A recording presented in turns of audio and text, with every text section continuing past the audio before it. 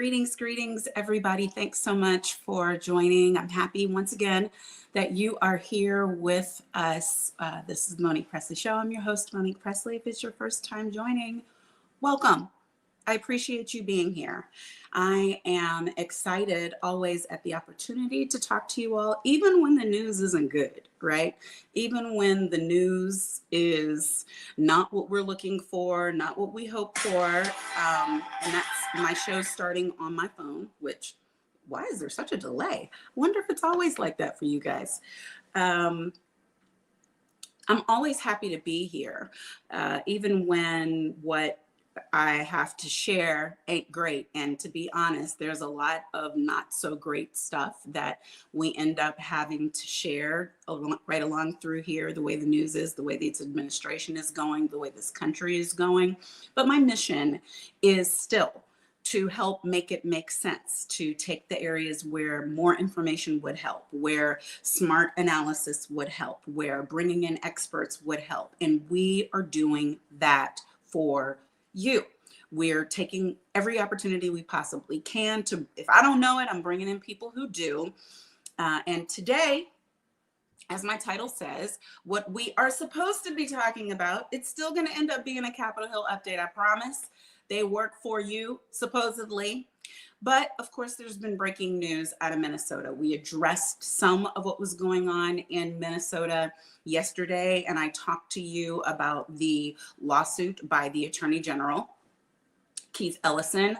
But overnight, someone else was shot. A migrant from Venezuela was shot by ICE agents in what they claim was a necessary shoot because again, a traffic stop, a targeted traffic stop, DHS claims.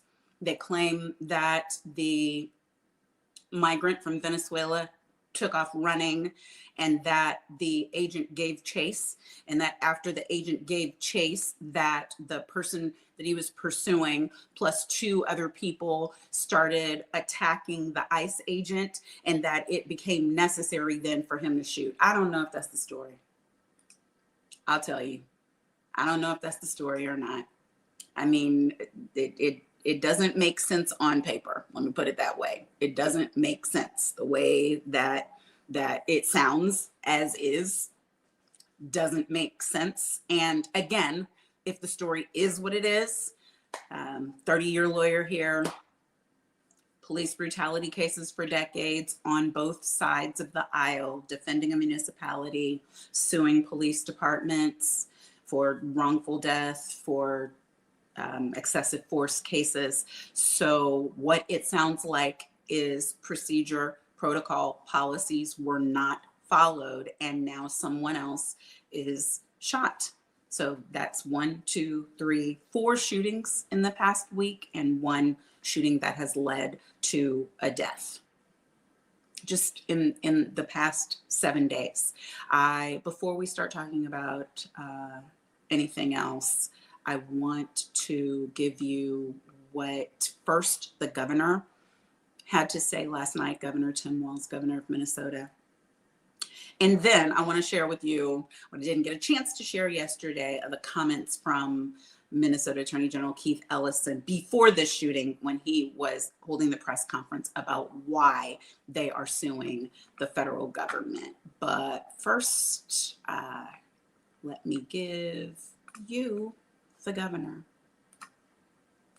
My fellow Minnesotans, what's happening in Minnesota right now defies belief. News reports simply don't do justice to the level of chaos and disruption and trauma the federal government is raining down upon our communities. 2,000 to 3,000 armed agents of the federal government have been deployed to Minnesota. Armed, masked, undertrained ICE agents are going door to door, ordering people to point out where their neighbors of color live. They're pulling over people indiscriminately, including U.S. citizens, and demanding to see their papers. And at grocery stores, at bus stops, even at our schools, they're breaking windows, dragging pregnant women down the street, just plain grabbing Minnesotans and shoving them into unmarked vans, kidnapping innocent people with no warning and no due process. Let's be very, very clear. this long ago stopped being a matter of immigration enforcement. Instead, it's a campaign of organized brutality against the people of Minnesota by our own federal government. Last week, that campaign claimed the life of Renee Nicole Good. We've all watched the video. We've all seen what happened. And yet, instead of conducting an impartial investigation so we can hold accountable the officer responsible for Renee's death, the Trump administration is devoting the full power of the federal government to finding an excuse to attack the victim and her family.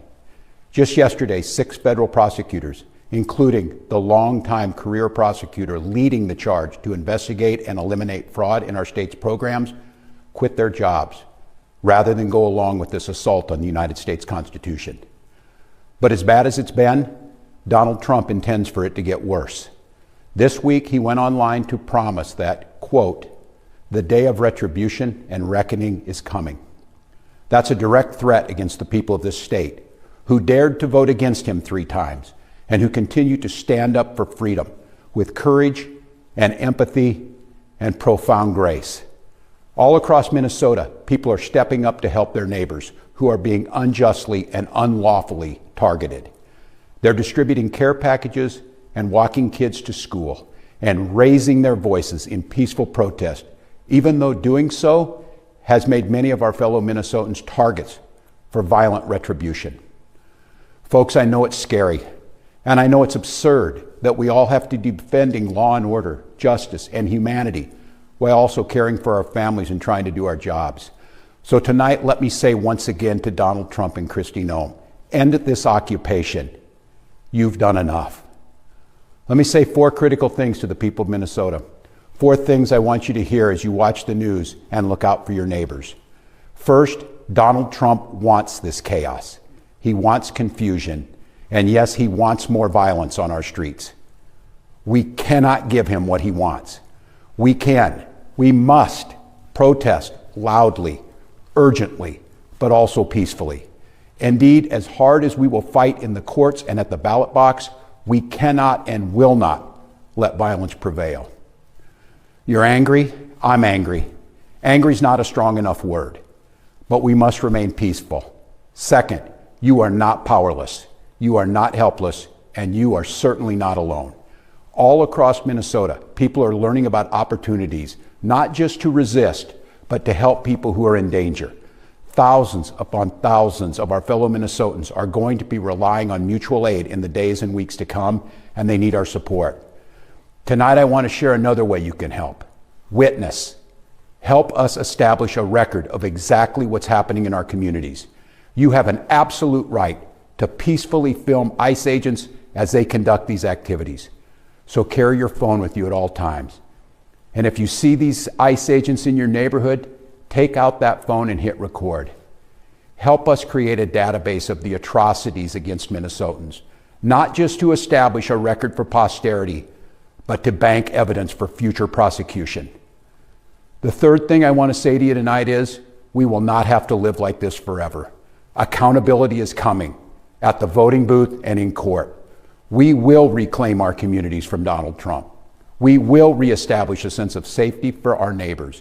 And we will bring an end to this moment of chaos, confusion, and trauma. We will find a way to move forward, and we'll do it together. And we'll not be alone.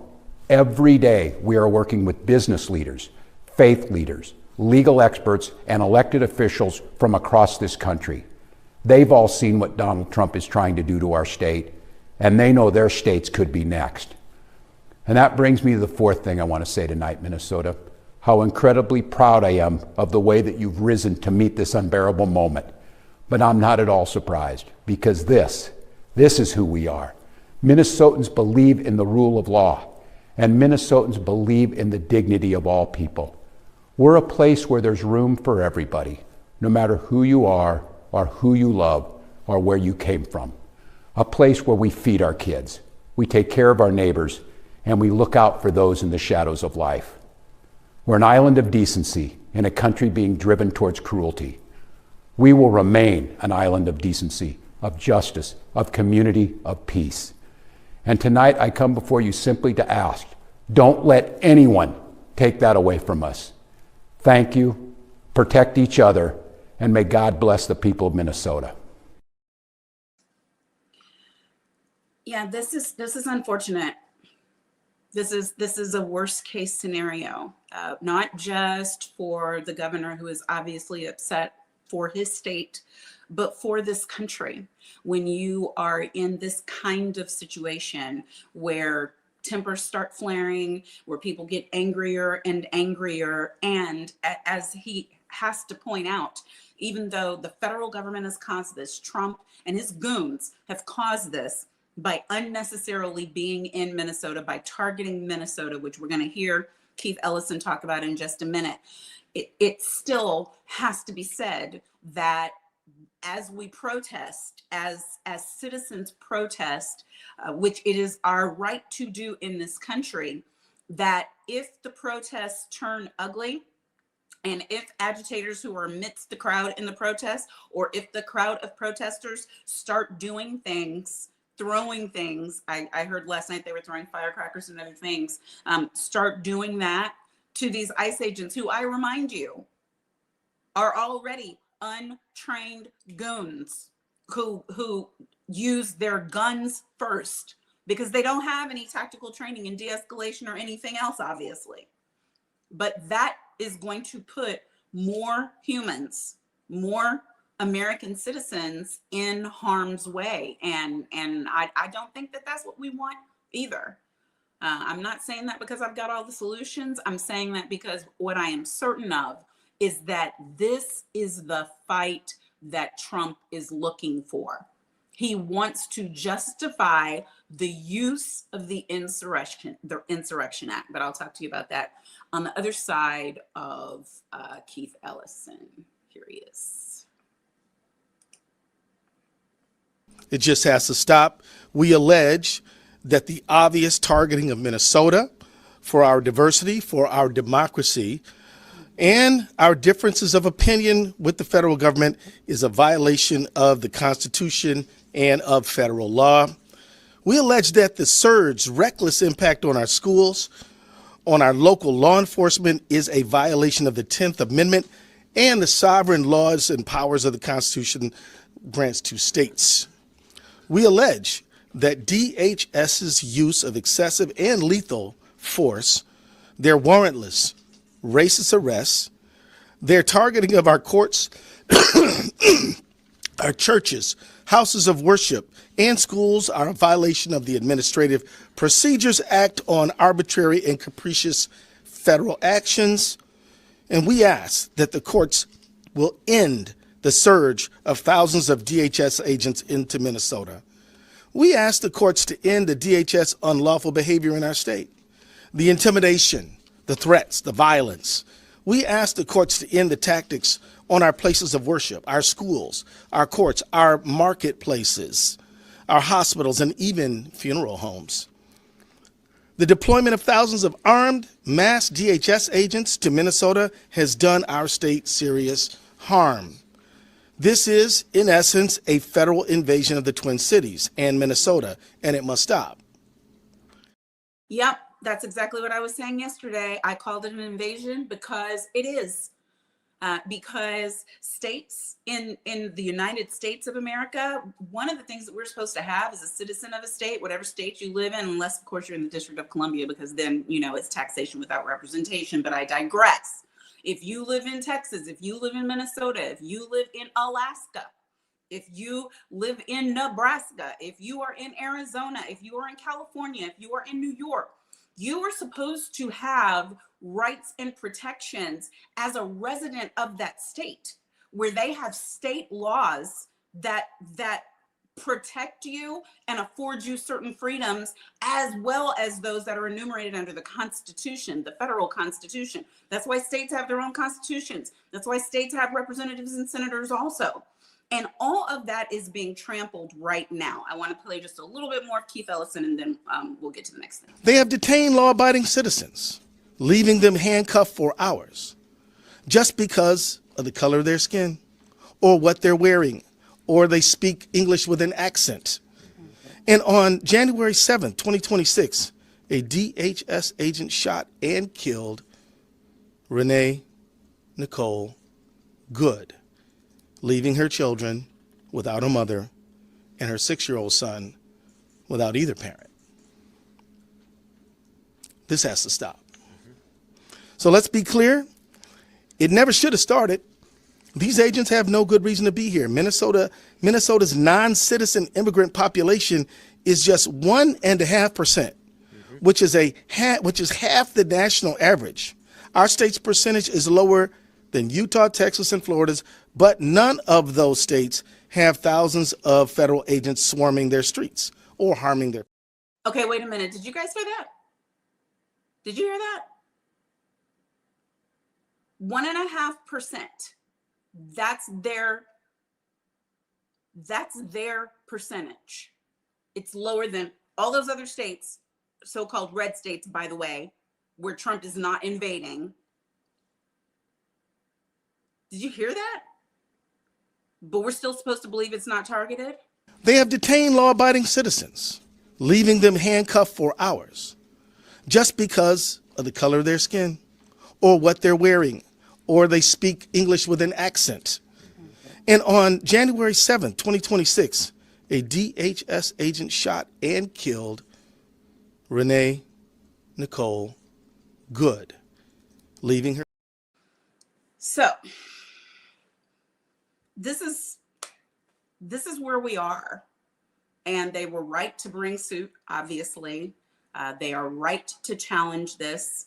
This is a nightmare for anybody who is living there. I think maybe it was Aaron Rupart. I saw journalists who were having to get their children out, in essence, evacuate the state where they live because it's not safe to be there. That's what we're dealing with right now. That's what we're dealing with. And one of the things that needs to happen is we need to be calling our members of Congress and saying that there should be no future funding whatsoever, none, for ICE until this is stopped, because what they are doing is lawless and it is criminal and it is absent legitimate authority, because they're using pretext in order to pick the states that they want to pick on, like Oregon or like Minnesota, and then states that have huge legal, non-legal immigrant populations, like my home state of Texas, they're leaving alone. It cannot be. It cannot be.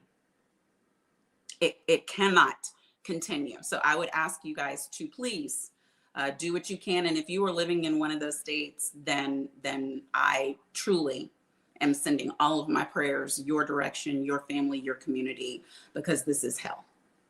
But while all this is happening, and it really is on the subject that we're talking about today, that I'm trying to get us to stay focused on, because we could unfortunately be talking about ICE agents all day, every day, and their incursions and their invasions into our states and into our communities, and everything else will be happening the way that Trump and the GOP love for everything else to happen. Remember what I said. They are masters at red herrings and diversion. Shiny object over here that they want to get us to turn and look at, when what we really need to be doing is looking at what's right in front of our faces and keeping our eyes on the ball and keeping the main thing the main thing. And the work that's going on in Congress, some of the work that's going on this week is major. It's things that we need to be paying attention to, because it's things that are happening to us, to all of us. And the do nothing Congress, the spineless leaders from the House and the Senate, are not at all interested in ensuring that our rights are protected, or that they even do their job representing us. So I just want to try to let you know the highlights of some of the stories, some of the things that are happening in Congress right now. You can see there. House GOP's new January 6th committee questions what happened that day. Go look up the story on AP. I can tell you some of the highlights of the story. Pull it up for myself for you. One of the things that's happening is that this new committee, this new January 6th committee that's questioning what happened that day, they're GOP led, and their entire point that they're trying to get people to buy is maybe it really wasn't an insurrection. Maybe the people out there were peaceful. Are we really sure that what was going on when we were running for our lives? Because remember, these are people who were actually in Congress when all of this happened. Are we really sure that what was happening was what we think was happening? So all of that, they're questioning afresh. Why?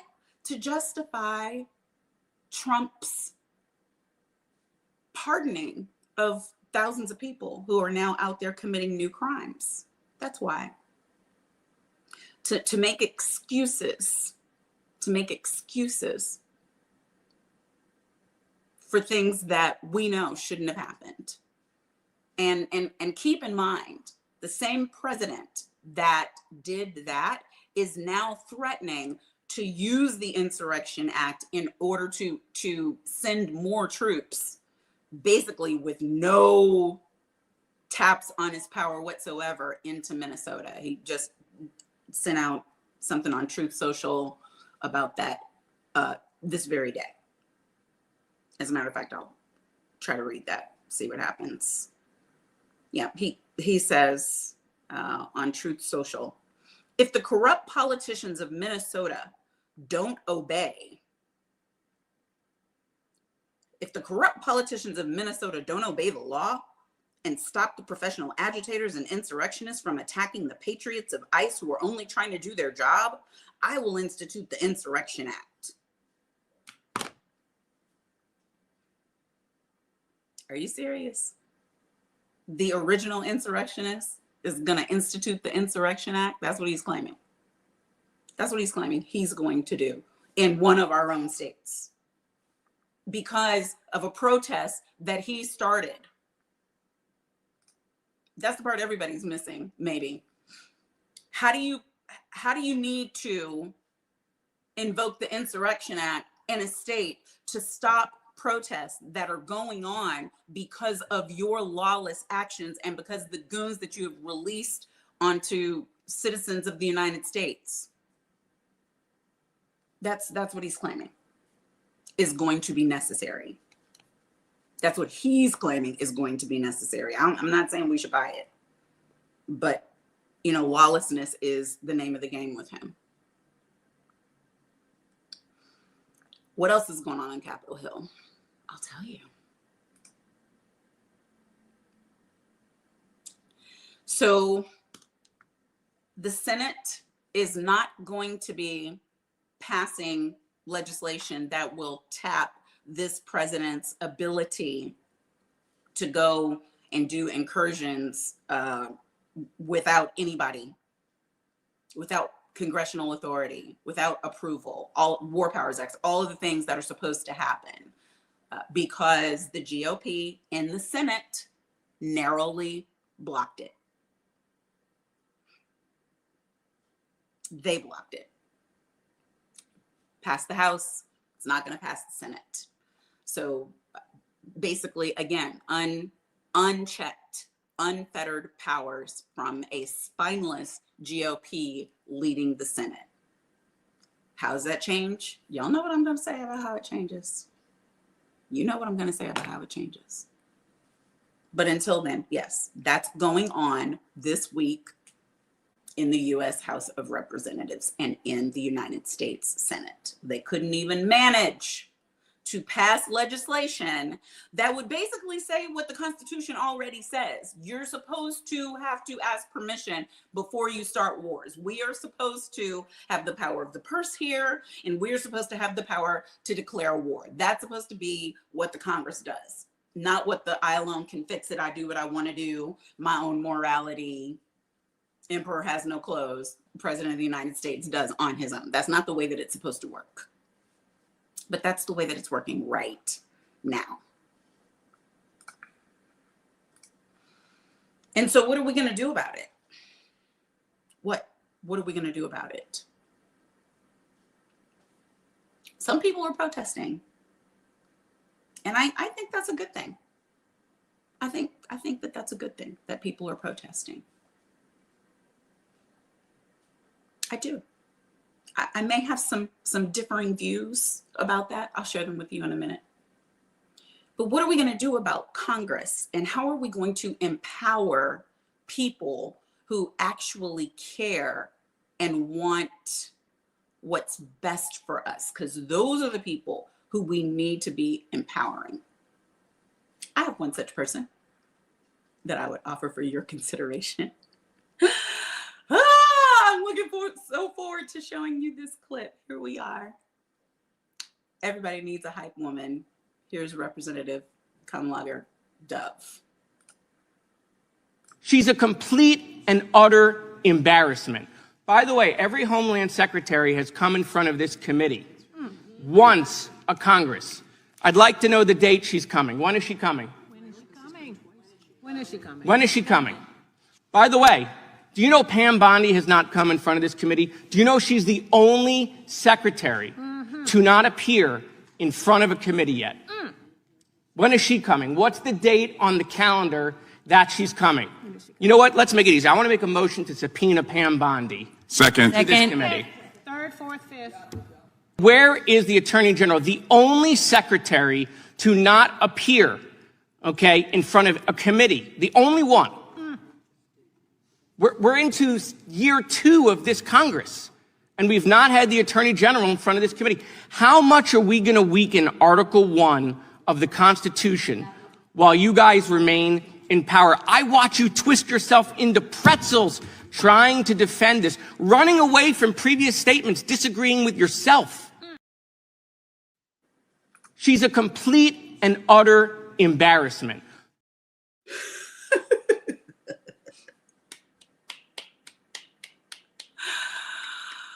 Oh, Lord, it takes a Black woman. If you guys haven't experienced Representative Kamlager Dove, look her up. You should. She is the truth. TRUTH, truth.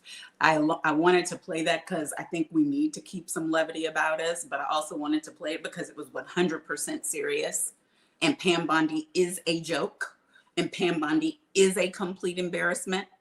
And Pam Bondi has not, since her one time months and months ago, she has not come back to testify. And when she did testify that time, even though it was in the other body of Congress, it was just insults and yappity yap, yap, yap, yap, not any substantive answers for anything.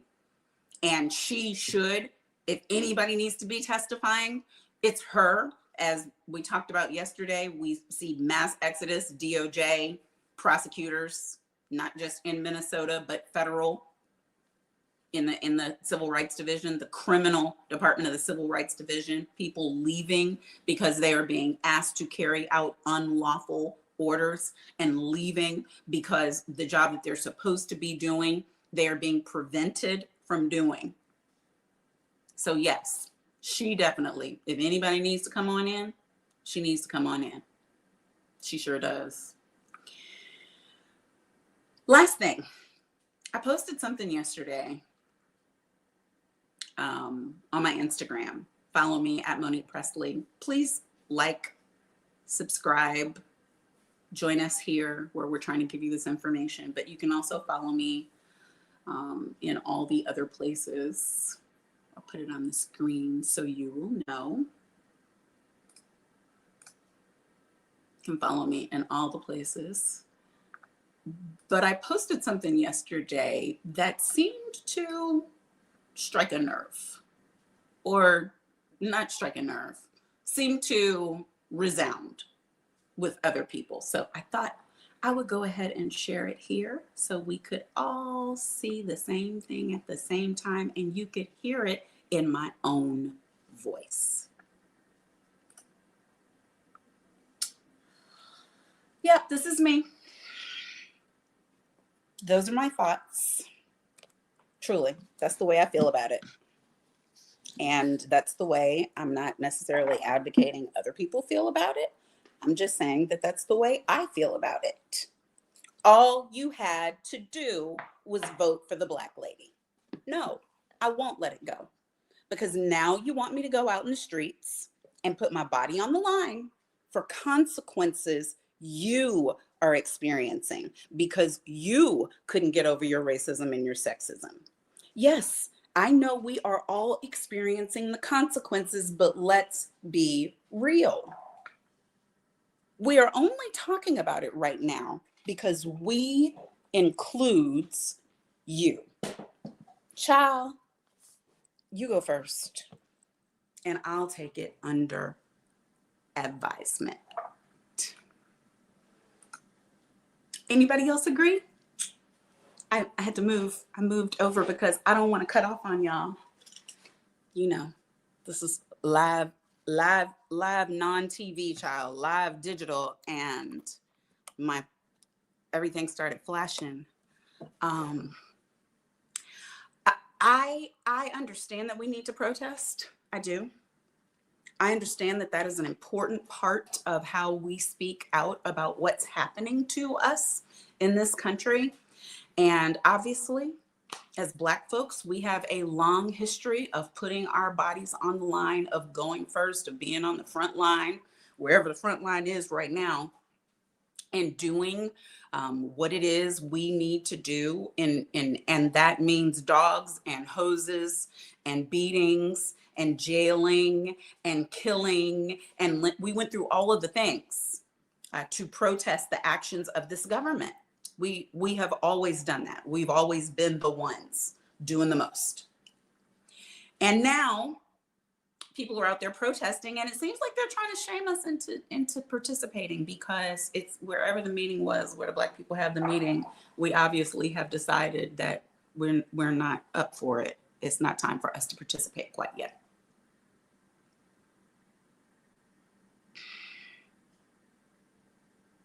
I don't feel any kind of way about that. You're not going to shame me into doing anything. And there's no entitlement to my participation in that way. And I'm not entirely convinced that that is the only way or the best way in this moment to send a message to this money-hungry, thieving, heisting executive branch. They like the war in the streets.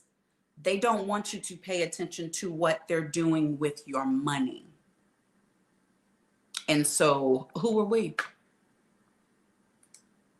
Who are we to decide that it has to be one thing or it has to be another thing, or it can't be everything all at once? Maybe it's our turn to function in different ways. Certainly the boycott against Target has sent a message about what our economic power looks like when we decide we're going to spend or not going to spend.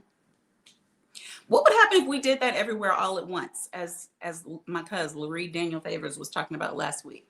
What would happen if the majority of people in this country, by majority, I mean non-Black and brown folks, the white folks, what if they decided to stay home from work? What if they decided to close their wallets? What would happen? Do you think that that would get a message to corporate America, and corporate America would then get a message to Trump? I think likely so. I think likely so. Hasn't been tried yet. How do you know whether it's going to work or not if you don't try it? What do y'all think? What do y'all think? Questions? Anyone? Questions? What do you think are best practices right now?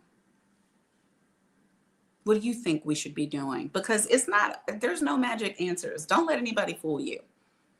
These are times we have never seen before. And so it is going to require unusual and everything at once methods in order to ensure that we get out. What's one of those methods? I'm gonna tell you every day: vote. Are you registered to vote? Are the adults who are voting age in your family registered to vote? Are you actively working in your neighborhood to ensure that everybody knows what's at stake and they are prepared to vote? Yep, I told you I'm gonna say it every day between now and November, maybe beyond. because that is our power center.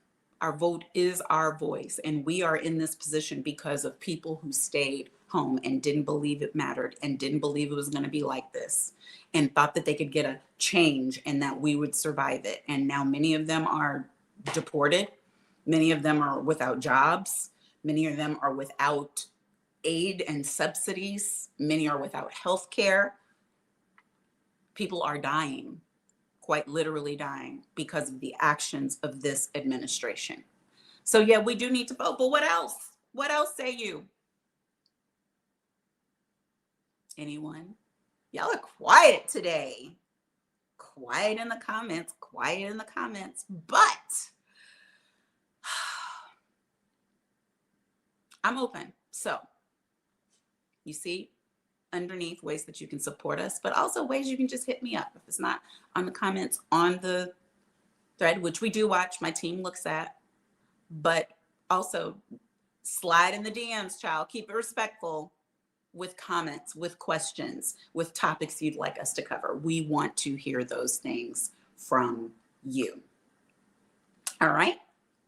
Thanks so much for joining today. I appreciate you. Until I'm back with you tomorrow, y'all stay safe out there.